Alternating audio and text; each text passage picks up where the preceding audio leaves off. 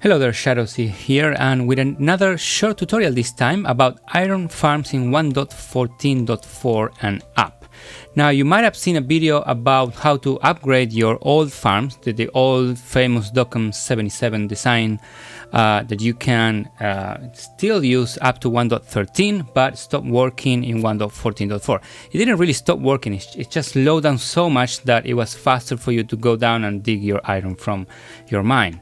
So I spent a whole bunch of time trying to figure out the best way on how you can upgrade that farm into your 1.14 world.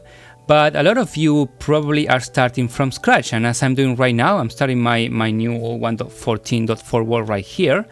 And I thought that I would give you the easiest and shortest and fastest and one of the best ways in which you can set up your own iron farm in your new world. Now, there are other simple designs. Docom 77 has a redstone-less iron farm, and also Raceworks has a really neat, very simple farm that you can use on the ground. So, for example, the mine is going to be floating in the air, so that we can very much know where our iron golems are going to spawn.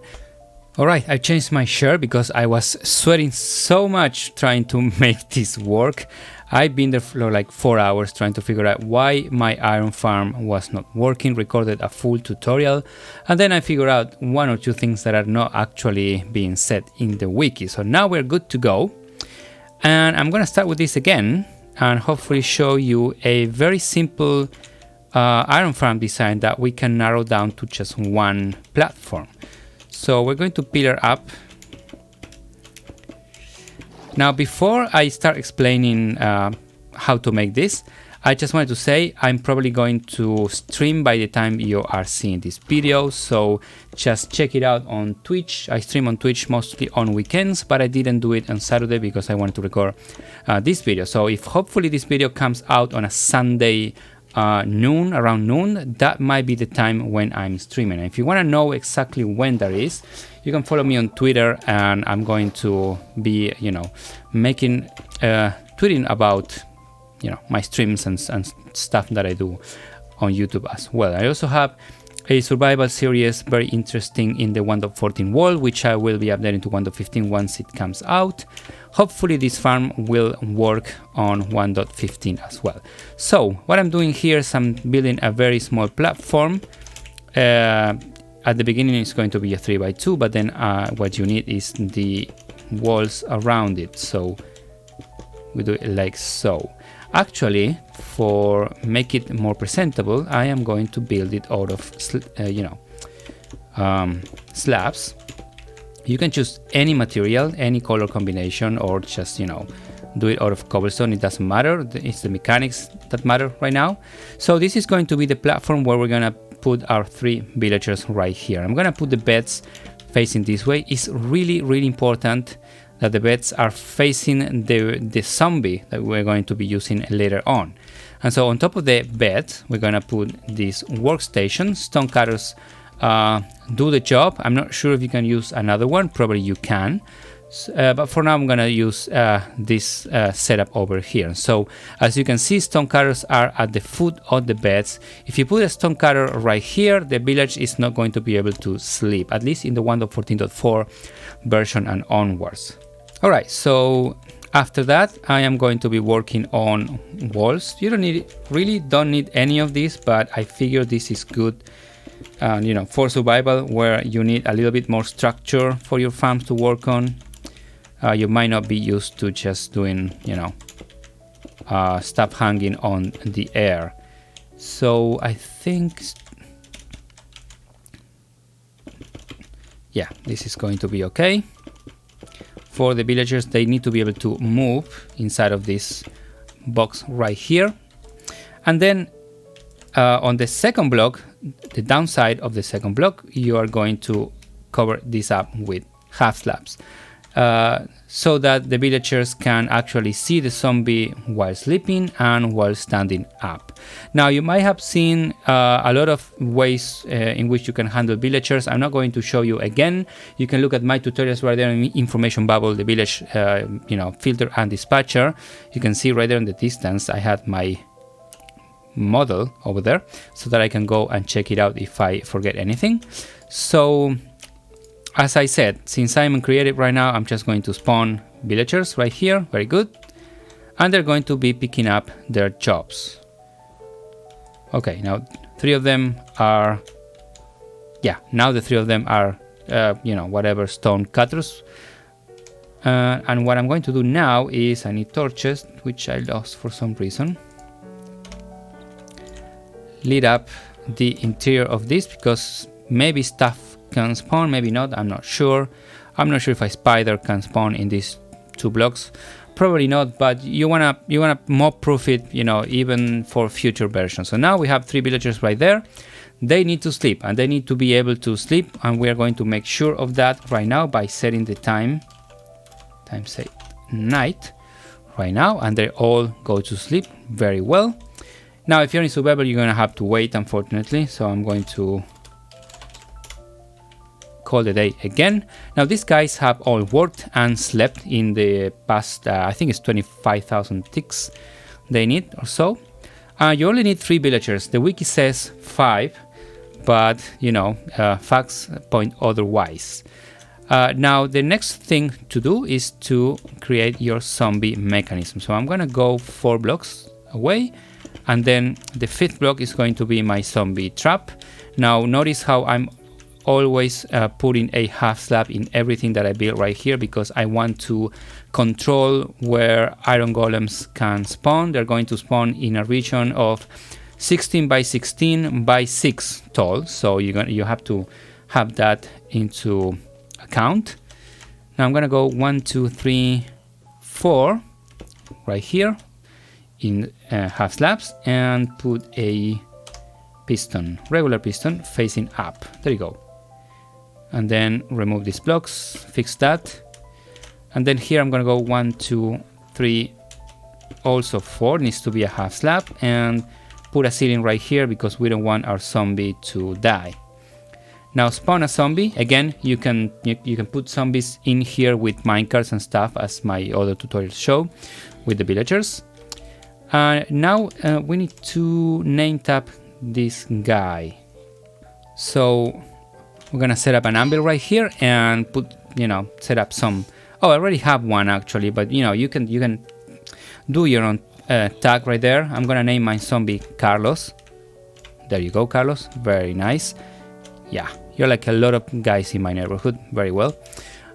So yeah, there you go. Here's your Carlos. If you don't have name tags or you don't want to spend name tags in your zombies, you can try and throw stuff at them for them to pick it up. It's proven quite tricky to me, so I think this is by far the easiest way of doing it. Now is the time where you test if your farm actually works. These guys are gossiping right now, and some are working. That's really great.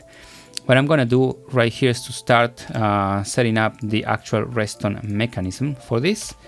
I'm gonna put a block right here, 2 blocks actually, with redstone, a redstone block right there. When we put the redstone block, this thing's gonna go up, and the villagers are now scared, and you can see now that they have spawned a golem. Now they spawn a golem if they can sleep and work in the last cycle or cycle and a half. So you have to take that into account. If your villagers cannot do their normal tasks, they're not going to be able to spawn golems, which means that we need a mechanism to turn this on and off. And as you saw in my other tutorial, I'm gonna build just that, which is an ethos clock or something like that. So you put your sticky pistons. Oops, I destroyed the block. It's not very good. There you go, and then yeah, let me grab my stuff right there. So a couple of hoppers facing each other.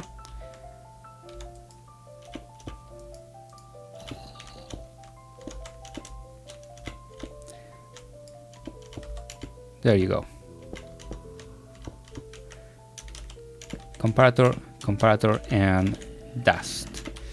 There you go. And then I'm going to put some items into here. Half a stack should do it. Now I need to check if this actually works, because I did it the other way around. So I'm gonna wait until the half stack is over to this side. Yeah, and it's actually working. Alright, so we have this mechanism in place. Now the only thing we are missing is the killing mechanism right here. And I've also learned a few new tricks since my last tutorial, so you probably want to stick around and watch this, because I'm gonna show you of a neat way in which you can kill these iron golems. Alright, so we're gonna start killing the iron golems, or actually making the mechanism. As you can see, they're spawning pretty fast, so I'm gonna kill them as they spawn. First of all, we need a surrounding chamber right here. It needs to be 3 up. I'm gonna use walls because that prevents golems from spawning, because there's nothing underneath the walls, right? And so that's gonna be our falling chamber right there. What I'm going to do is remove these ones because they're not necessary in the corners, and I'm gonna keep doing this. Actually, I'm not sure if we need a wall right here in the corner, but I'm gonna just remove it and then maybe we can correct it later. So the reason why I'm doing this is twofold. First of all, I need a water stream pushing the golems into one side and the items that they produce, and also I need a place where to hold lava to kill them. Right, so now we have this, 3-way walls right here. I'm going to start putting some fence gates. That's right. So we're gonna put fence gates all around here, about I think 4 rows. If this guy let us. So you might want to construct everything before you put the zombie in, so that you don't need to, deal with the golems right there. Alright, so that's probably enough, but as you will notice, or probably have noticed, iron golems are not going to be able to spawn where there are fence gates. They spawn on top of many other blocks, but not fence gates. So what I'm gonna do is I'm gonna use 2 blocks of lava, one on either side, and check where they stop. They're usually 4 blocks. Yeah, there you go. So they stop right there. And I'm going to remove the rest of the fence gates so that we can leave this tiny little space for the golems to spawn. And you just saw it right there. He spawns and gets almost instantly hit by the lava. But we also need a water stream to move our items and them, because they need to be pushed that way over there. So we're going to start putting some water sources here and here. And as you can see, we have our killing chamber completed. Now the items are all falling to this side. Now you can choose whatever, storing mechanism you want. For now, I'm just gonna put floor hoppers all pointing into this chest. So we are going to do first, this side. Remember to shift click so that they all point into each other. And then another row of hoppers, because I have seen some flowers going the extra mile and just falling, because we have walls here, so we don't want there to spawn. Some flowers can just go over the other side and fall into the water. Yeah, but now we have this thing working, and as you can see, our first iron just came in. This is going to be pretty fast with one module. I think you can go over the top and just build the other 4 at equal distances from the zombie. You can also experiment how far away you can go before these guys get scared. But the problem with that is that they are going to be treated, if they are too close, the villagers are going to be treated as one single group, and that's not going to make the rate of spawning faster. But I have seen some setups in which, for example, the platform over here is far away enough from the platform over there that they can spawn golems at twice the rate. So that is actually something that you should take into account. If you have a villager breeder, you can very easily expand this with just one zombie and make it work and see if it actually goes faster or not. But for now, you can see after a few minutes of me talking, we have already 7 iron ingot. It's probably safe to say that with one chamber, after 5 or 6 minutes, you will have a stack of iron, which is a lot. That's a lot of iron for the 1.14 Minecrafters and onwards. Anyways, this has been all for this short tutorial. Hope it was short. I'm not sure actually. Hope you like this. If you do, leave a like, comment, or subscribe to my channel for some more Minecraft. Remember, my Twitch channel is over there, and my Twitter as well. I tweet in Spanish, but I also will let you know in English when I am, doing some live streams. And yeah, I hope you find this useful. Take care. Have fun.